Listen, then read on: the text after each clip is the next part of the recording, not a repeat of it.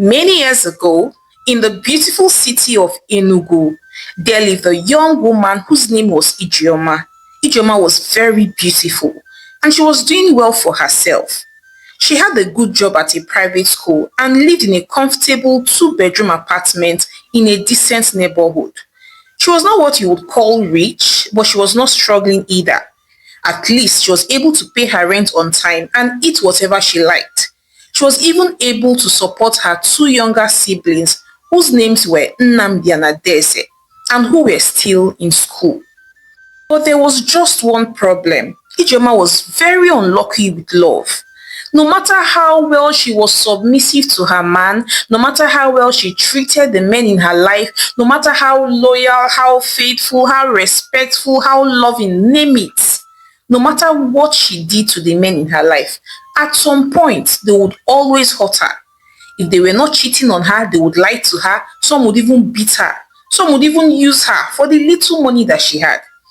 Ijeoma had seen all sorts of men, all the sons of Pharaoh. Ijeoma had dated all of them. Her very first serious relationship was with a man named Kunle. Kunle worked in a bank, and at first everything looked perfect. Kunle would even take her out, pray with her on the phone, and even talk about marriage.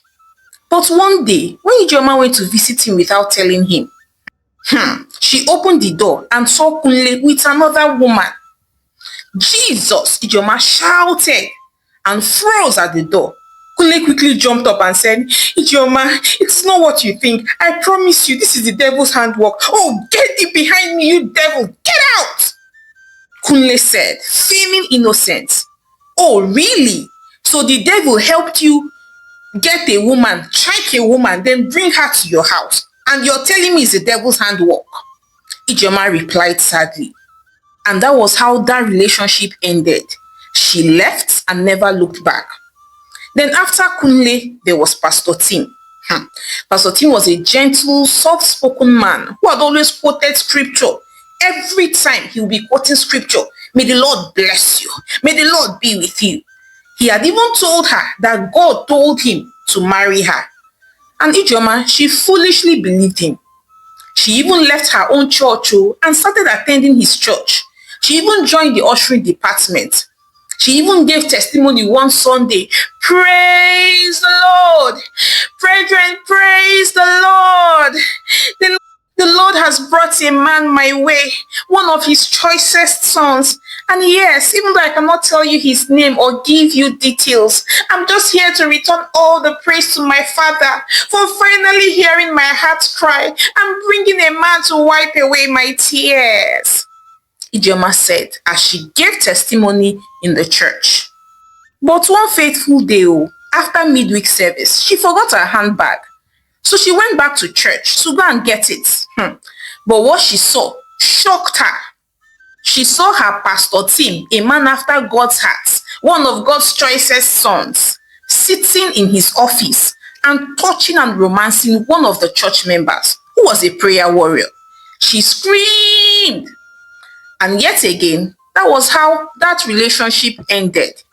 And from that day, she stopped going to the church. She stopped going to the church and just went back to her former church. Then after Pastor Tim, there was Jide. Then after Jide, there was also Chinedu. Chinedu was Igbo. He was a businessman. Chinedu's one is that he would even be sending her money daily. He would be calling her Achalugo, Achalugo, my sugar tomato, tomato josumo, and all the sweet names that there is. But just 2 weeks after she agreed to date him, that was how Chinedu asked her to please loan him 1.5 million naira to clear his goods at the port. And foolishly, Ijeoma gave him the money. And that was the very last day that she ever saw or heard from him ever again. His shop just suddenly closed. His number switched off. Even his Instagram account disappeared. Ijeoma nearly ran mad. By the time Ijeoma turned 31 years old, she had dated all the types of Nigerian men, from Yoruba to Igbo to Hausa, but they had all abandoned her and left her just like that. As a matter of fact, soon enough, her best friend Emeka started calling her Lord of the Rings because several men had engaged her. Yet, no marriage, no wedding to show for it. One evening, Amaka looked at her and said, Ijeoma, are you sure you will not just give up on this love thing? If I were you, if they break my heart once, second time, I'm done, no. Because every time you are collecting heartbreak, every Eke market day, very soon you become a brand ambassador for broken relationship. That night, Ijeoma could not sleep. She just kept on thinking aloud, God, I want to marry now. I must marry. I'm tired of being single. I'm tired of falling victim to all these useless men. I want to marry, Ijeoma said, looking very worried. And it was as if heaven heard her, because 2 weeks later, she met a young man whose name was Emeka. Emeka was different from the rest. He did not even ask for her number immediately. And he didn't even start with things like, oh, I like your shape. All those kind of conversations. Instead, he was conversing about books, purpose, was asking her what's your purpose in life? Where do you see yourself in the next 5 years, in the next 10 years? What's your vision? All those intelligent talks. And before Ijeoma knew what was happening, she was swayed off her feet. As a matter of fact, she was even the one that asked for his number and they exchanged numbers. That night, Emeka even texted her, it was nice seeing you, I'm glad I met you today, and all of that. And that was how their relationship started, though. They started talking and talking. He would call in the evenings just to check up on her. He would send her books that he felt that she would enjoy, all those stuff. And even when she had a stressful day, Emeka would order food and send to her. Oh, he was just the perfect gentleman. And never for once did he even ask her to come over late at night to his place. And even when she came around to visit, he did not pressurize her to sleep with him. He was a gentleman to the core. At first, Ijeoma was worried. She thought that maybe he was not attracted to her. So one Saturday, she wore a fitted gown and brought him cake just to test his self-control. She even sat very close to him. But Emeka, as the perfect gentleman that he was, he just smiled and said, oh, you look lovely, my dear, but I am not after your body. I love your soul. I love your mind. Your spirit is what attracted you to me. Don't worry, we'll have enough time to explore our bodies. But for now, this is not what I want. Yes, I find you so attractive, but you don't have to give your body to me, Emeka said to Ijeoma. Ijeoma almost melted. Eh? Do men like this still exist in this Nigeria, Picono? Okay, oh. That night, she even called her friend Amaka, gisting him, saying, my dear, Emeka is the one. I'm telling you, he's not an ordinary man. He's all those my useless boyfriends now. They'll be trying to use style to tap current. But Emeka is so gentle. He opens the door for me. I feel safe around him. I go to his house. He doesn't try to touch me inappropriately. What else can I ask for? And on top of that, he has money. Oh, Emeka is rich, Ijeoma said excitedly. So as weeks passed, Ijeoma was sold out. Her heart had softened. Ijeoma had fallen head over heels in love with Emeka. And this time, she was not even scared about falling in love again. And even Emeka's family welcomed her warmly. His mother was busy calling her, oh, my daughter, the daughter I prayed for. Even his sisters will invite her to hang out with them. The whole family loved her. Ijeoma was happy. She began to daydream again about getting married in a white flowing wedding gown. She was looking forward to becoming a wife and having children. But what Ijeoma did not know was that beneath all these smiles and love that the whole family was showering on her, there was so much more to it. There was a secret that the family was guarding so well. Emeka continued to be very kind to Ijeoma, treating her so well. Sometimes he would even give her money, huge sums of money. One day, Ijeoma looked at him and said, Emeka, why are you doing all of this? And Emeka just simply replied and said, it's because I love you so much. When a man loves a woman, he doesn't add to her stress. Instead, he wants to make her life better. So things continued like this for a while. Then one day, Emeka proposed. He went down on his knees and asked her to marry him. Before he could even finish asking her, she was busy screaming, yes, yes, I will marry you. I will marry you. Ijeoma said as she cried. So the wedding plans moved very fast.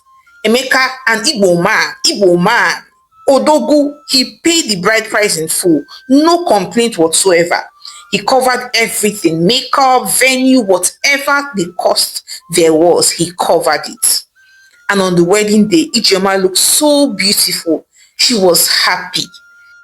So after the wedding, that night, after all the dancing, smiling, spraying of money, they arrived at their hotel. Ijeoma showered, applied her favorite vanilla body spray. She wanted to be edible for her husband. She even wore a beautiful lingerie. Then she came to him and said, your wife is ready for you. She had been looking forward to her wedding night for many years. But Emeka simply kissed her forehead gently and said, my dear, let's rest tonight. Now we had a long day, all the dancing, shouting, partying. I'm just tired. Can we just sleep? I'm tired from all the stress. Emeka said, and Ijeoma simply nodded. She didn't think too much about it. She didn't make a fuss about it because she herself was even tired. So they both went to bed without doing anything. But you see, the second night came, and this time she also wore a beautiful lingerie.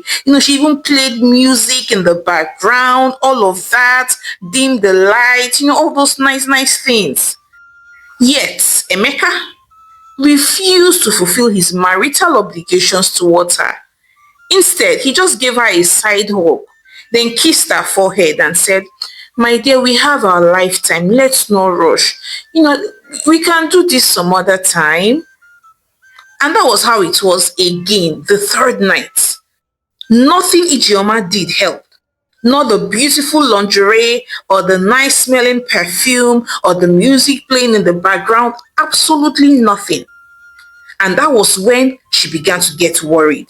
How can a newlywed man, a full-blown man, not want to touch his wife? How many days does it take to come off the stress of the whole wedding preparation? What is happening? Ijeoma said to herself, but she tried not to panic. But then a week passed and then 2 weeks, and yet nothing had happened. She would even cook his favorite meals, tease him softly, wear his favorite colors, just trying to make herself attractive. But Emeka kept on dodging. Sometimes he'll say, I'm fasting. When you are fasting, you're not supposed to meet with a woman. Sometimes he will say, I'm tired. Other times he'll say, oh, I have an 8 o'clock meeting. I need to be alert. And, I just need to go to bed and sleep. Emeka would say, Ijeoma was getting frustrated. She did not know why her own case was different. She thought that it was always the man that wanted to meet with the wife. Now here, the reverse was the case. So one evening, she could not hold it anymore. So after dinner, she looked at him and said, Emeka, Amy, Biko, please, I need to ask you something. And please, with everything you hold dear in you, please tell me the truth. Biko, Ijeoma said. Then Emeka looked at her gently and then said, what is it? What is it, Ijeoma? Then Ijeoma responded and said, since we got married, you have not touched me. Am I smelling? Am I not beautiful enough? Is there something that I don't know that I should know? Are you hiding something? Please say something to me. Ijeoma said, already at the verge of tears. Then Emeka replied and said, Ijeoma, please, I will tell you something. But promise me that you would not scream. Please just listen to me.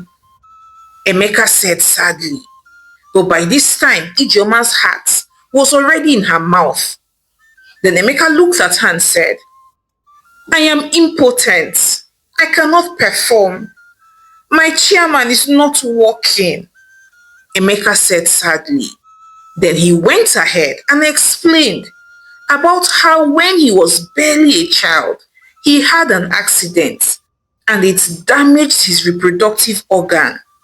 And the doctors told him that he would never be able to function and would never be able to satisfy a woman and he would never be able to father children. Emeka said. Ijeoma was shocked. What? And you married me? You knew all of this and you married me? Ijeoma said. Then Emeka started begging her and said, I was so scared to tell you. I wanted to tell you. I tried to tell you. But I was scared that you would leave me, just like the other women in my life have left me after finding out that I am impotent. Please, I do not want to lose you. I love you so much. Emeka said, begging. Then Ijeoma, still in shock, responded and said, wait. Are you trying to tell me that your whole family, they know about your situation? Is that why they are so nice, so kind to me? Is that why they welcome me so warmly? Ah, God, I am finished, Ijeoma said. Then Emeka looked at her and said, yes, they know, but all hope is not lost. We can still have children. Emeka said, his voice trembling. You know my brother now, Ugochukwu. My brother is willing. He's willing to, do the needful so that we can have children of our own and to be our little secret, our family secret. Nobody else needs to know about it. He just needs to meet with you, let's say once or twice, just once or twice. And we would have kids. You will still be my wife. We'll raise the kids together. And I promise you, I will love you so much. I will pamper you. I will do everything you want of me. Please, Ijeoma. Emeka said, begging. Ah, you want me, Ijeoma, to sleep with your brother? Are you listening to yourself at all? Are you listening to yourself? Ah, Emeka has destroyed my life. Oh, I knew it. I knew you were too good to be true. Ah, Ijeoma said very sadly. So the days that followed after Emeka's confession, things changed in the house. Ijeoma was so sad. She kept on hearing Emeka's voice telling her to sleep with his younger brother to get pregnant. He had not just betrayed her by not telling her of his condition, but he had also reduced her to a vessel, a mere chattel, and it hurt her so badly. Emeka, on the other hand, too, was also so sad. He could not even sleep in the same room with her any longer. Ijeoma did not know what to do. She just wanted to leave, pack up, and just disappear.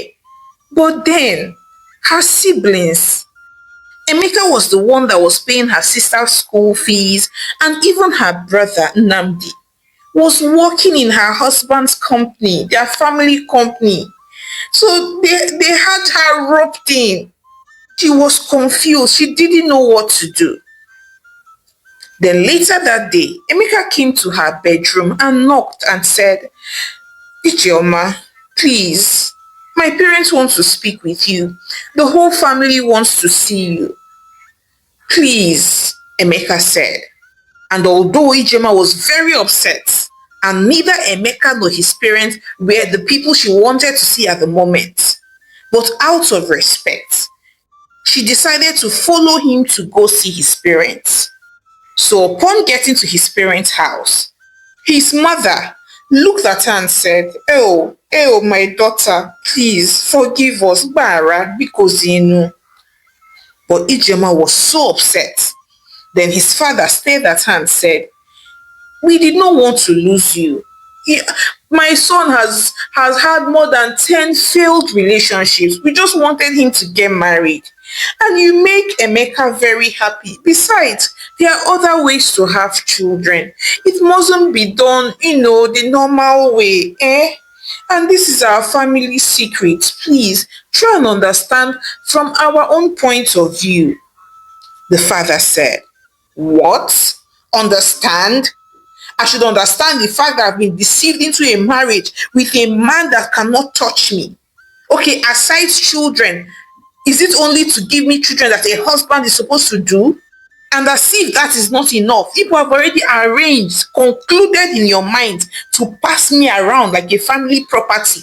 I should go and sleep with his younger brother Ugochukwu. Hey, okay, it is well.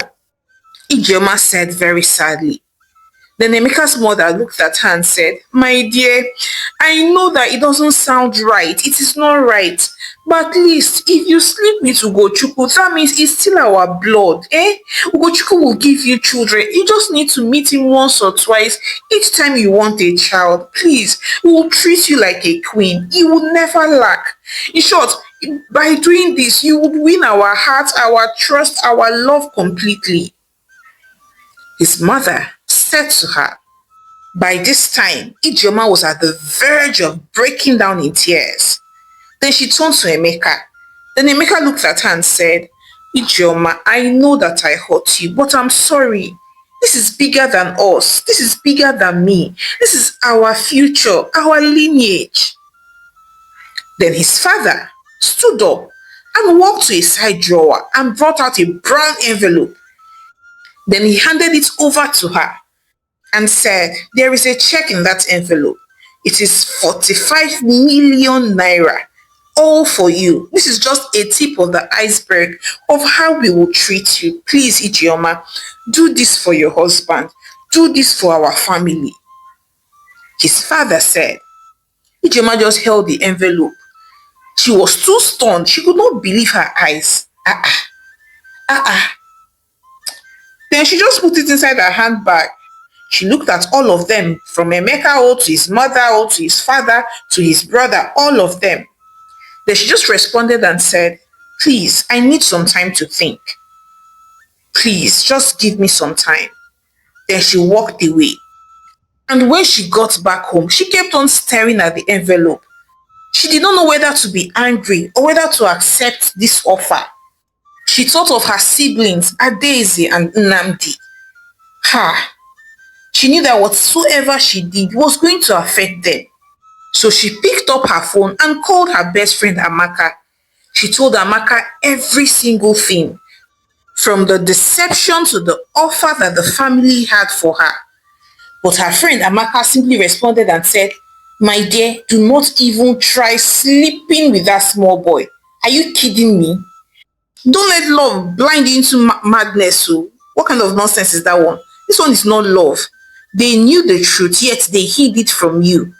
They do not like you. They do not love you. Please, you're not a sacrificial lamb. Please don't do that kind of nonsense. Amaka advised her friend. Still, throughout that night, Ijeoma was worried. She kept on thinking and praying, God, what do I do? Do I stay or do I go? If I go, how will I be able to cater for my sister who is still in school? What should I do? But 3 days passed, yet not a word from anybody, not Emeka nor his family members. Ijeoma, on the other hand, continued to be worried. Even her sister Adaeze had noticed that something was off about her. She even began having strange dreams.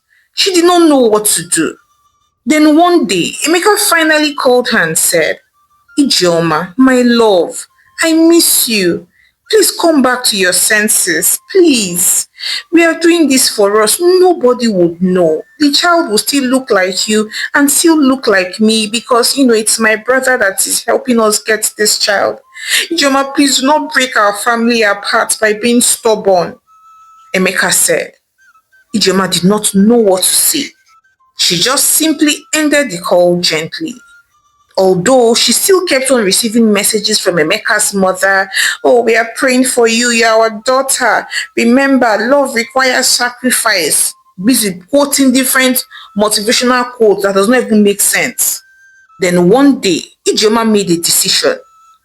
She dressed up, packed a few stuffs and the envelope, and went back to Emeka's family house.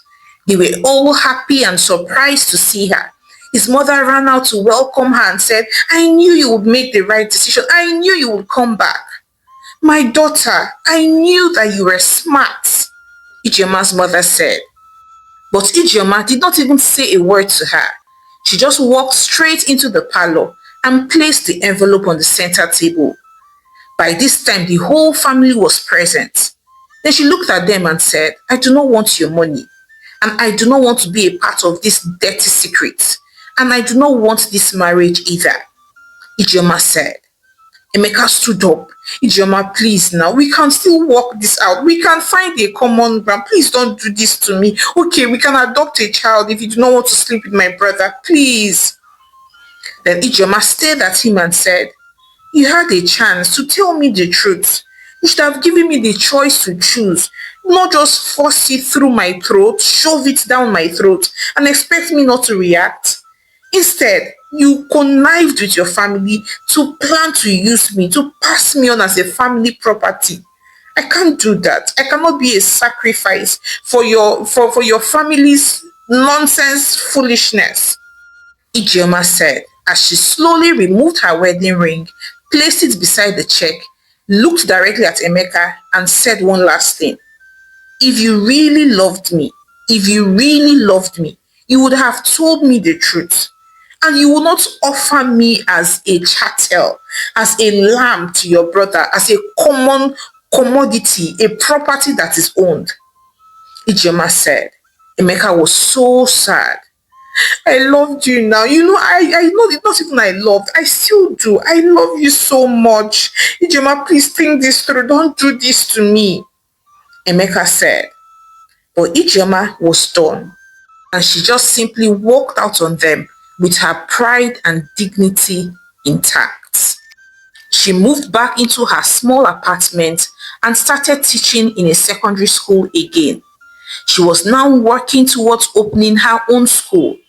And as fate would have it, Adaeze even gained a scholarship and Nnamdi landed a even higher paying job. Things were just working out for them on their own. And yes, the healing was not instant because there were nights where Ijeoma would cry and cry. There are days when she wanted to go back to Emeka because Emeka was really good to her, aside the fact that he had lied to her. There are sometimes she would even stay at her wedding photo. She did not know what to do about it. But then she would always remind herself that she decided to choose herself. She was not going to allow herself to be passed around as a family property. Amaka, her best friend, always came visiting to encourage her that she made the right decision. And deep inside her heart, Ijeoma knew that it was true, that indeed she made the right decision. She knew it was going to hurt for a while, but one thing she was sure of was that time heals every single wound. So rather than being passed around like a common property, she chose her dignity and self-worth instead. And she was happy that she did so. Hi besties! It's your favorite storyteller, Omalicha. Thank you so much for watching my story to the end. So I'd like to hear your thoughts on this one as usual. What do you think? So if you were in Ijeoma's shoes, would you agree to sleep with your husband's younger brother just so you could have a child of your own? Or would you walk away with your dignity just like Ijeoma did? Besides, you and I know that there are a lot of people in this situation today. Most of them find alternative ways to satisfy their urges because their husbands are impotent or cannot even function at all. But if you were in her shoes, would you, to save face, save yourself from shame, would you stay in the marriage and do the needful? or would you walk away? Please share your thoughts with me in the comment section. And I know that most of you have missed me and I've missed you all so much. But I'm here to say that Omalicha is back, so expect more interesting and mind-blowing stories like this. But before I go, please support your home girl, Omalicha, by subscribing to my channel, liking my videos, and sharing with your loved ones. So now, till I come your way again with more interesting stories, bye!